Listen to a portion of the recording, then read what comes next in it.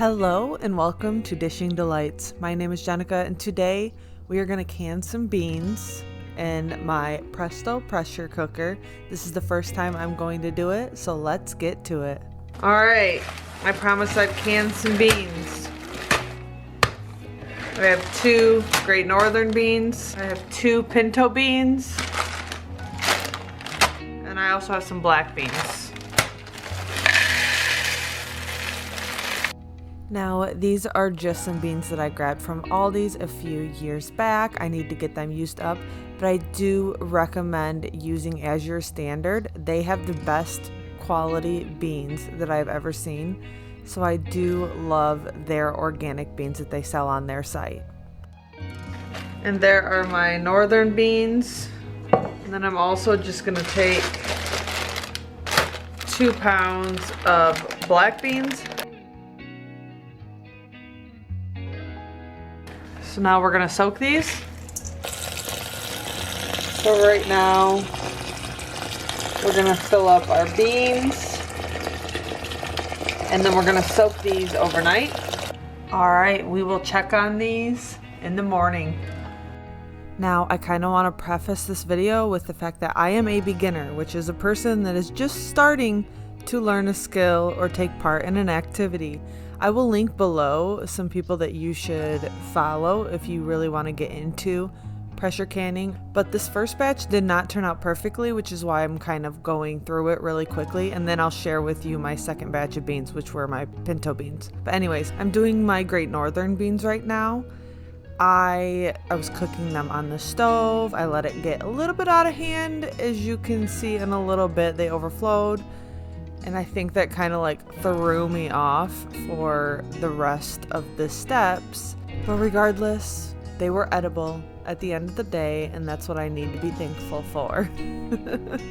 So when I was canning my beans, when I was adding them into the jars, I did have a pot of boiling water on the back of the stove, but it just kind of like slipped my mind to fill the jars with the boiling water after I put the beans in the jar. So what happened was I was just filling them with the beans and the bean water, and they turned out okay.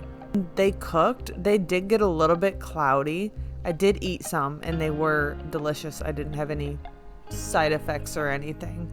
And as you can see, these are the final results. They look delicious. So now we are going to get into the nitty-gritty of canning pinto beans. Let's get to it. I just drained and rinsed these beans. These have been soaking overnight. And I'm just gonna bring them up to a boil and cook them for 30 minutes.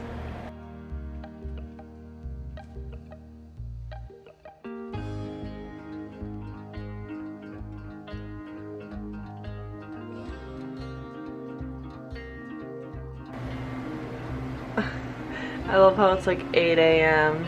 I'm like sipping my coffee, stirring beans, getting ready to can them. I'm like living my old lady fantasy. So what I'm doing here is I'm kind of going through, I'm taking some of the beans that are floating off the top and that foam, and I'm just discarding them. I didn't do this with the Great Northern beans, but I watched a few more videos and I figured that this is the best thing to do. That way I get all the best beans in my jars, and I was very happy with the results. So I have these just simmering on the stove for 30 minutes while I get all of my canning jars ready. I boiled my jars before, I dried them out. I did end up putting my lids in some simmering water, and I made sure that those were all cleaned. I know that that's just personal preference, but let's get to putting some beans in these jars.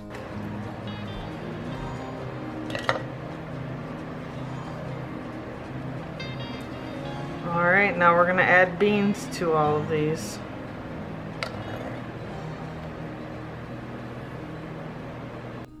So these beans, I needed to fill them up. As you can see, I used a spoon that would strain these beans. That way I could add boiling water on top of them.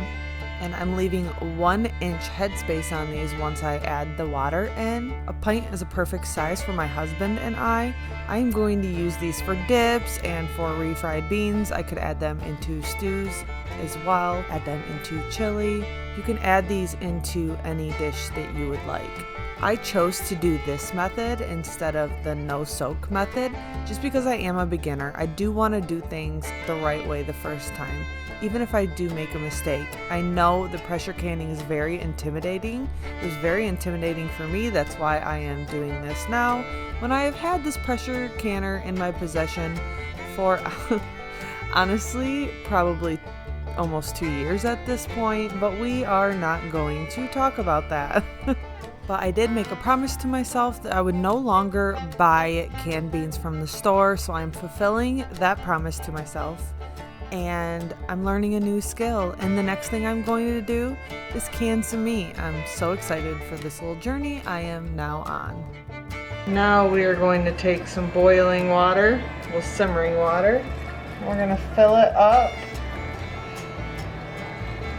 until it's at 1 inch headspace.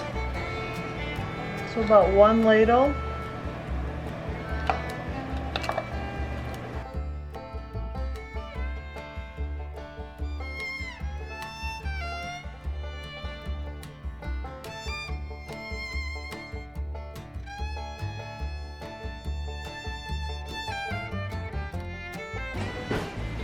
Okay, I just take the end of this camp spoon .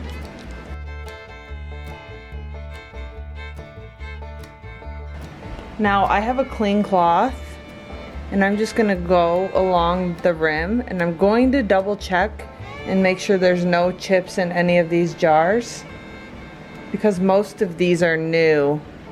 I shouldn't have an issue.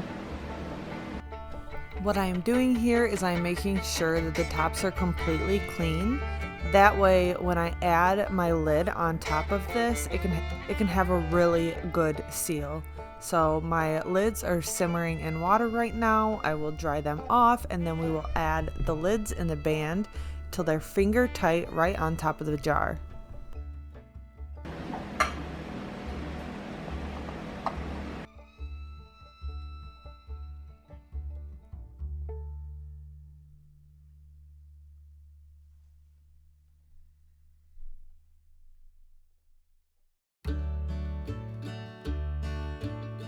Going to take this and add it into my water. This has been heating up. I see it's already simmering now. So I'm just going through my jars and making sure that they are finger tight. Do not tighten them too much. They may explode. I am trying to figure out how to stack all these jars together right now. I do not have the second rack yet. I am going to order one soon, so I am stacking them on top of the jars. This is fine to do, but I will be getting another rack soon because that would make me feel a little bit safer. Also, if a jar explodes, do not worry about it. It will be contained and it will not hurt you. All right, that's good. Now I have hard water, but I just wash my jars after they're already done, so I don't add any vinegar.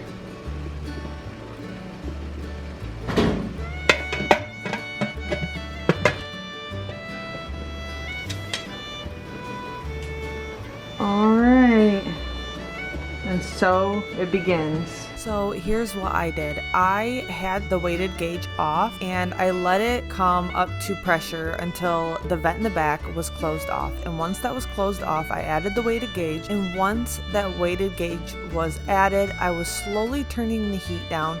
That way it came up to 10 psi gradually. It took me about a half hour to get it to come to that 10 psi. And once it was at 10 psi, I turned my timer on for 75 minutes.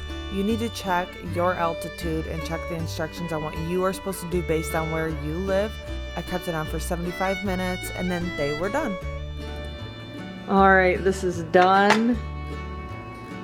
So I am going to open this up, and then next to it I have this white chicken chili I made out of some Great Northern beans. This is in the Shelf Stable Meals video that's coming out the next video.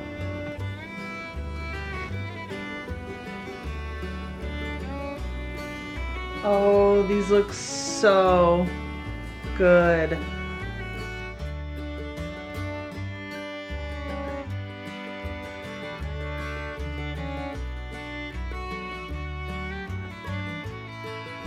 Now these look even better than my last batch. That's a good sign. So far, it's looking like every single one is going to do well. I already have a few that have dinged.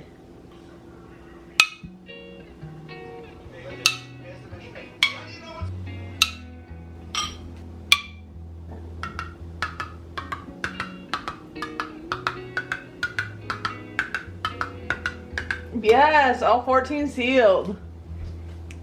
Yeah, baby. Thank you so much for watching. I hope that you enjoyed coming along as I learned a new skill today. I really like these videos because it's something that I can come back to and watch later on and be like, oh yeah, last year I did it like this. I really enjoy creating these. So thank you so much for watching. If you do like this video, please hit the like button. Make sure you're subscribed, and if you want to be notified when I upload my next video, hit that notification bell. Thank you so much for watching.